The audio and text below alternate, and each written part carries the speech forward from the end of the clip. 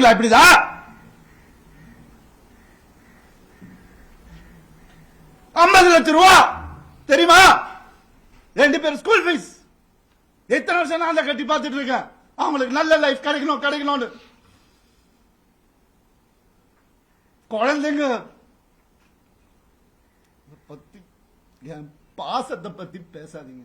உங்க யாருக்கும் எதுவுமே தெரியாது.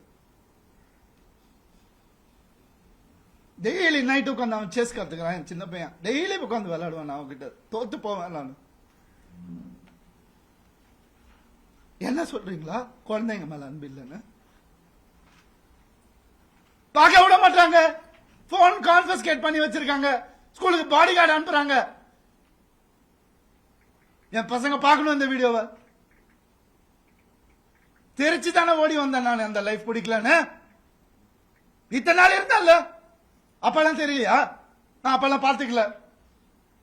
எவ்வளவு கோடியில வீடு என்ன கேளுங்க போய் வெளியில. ஈஸியாரே சொல்லும்.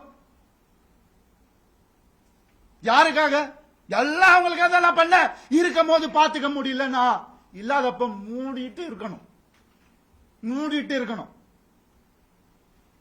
ஒரு குழு அமைச்சு இவங்களை இப்படி காசு கொடுத்து இவங்களா அப்படி எனக்கு தெரியாத அதெல்லாம் பண்றதுக்கு பிறந்து வளர்ந்தவன் சொல்லி கொடுத்ததே நான் தான். ஏன் தெரியுமா? நான் திரும்பி வந்தேன் 6 மாசம் நான் காணாம போயிருந்தேன். வேணாங்க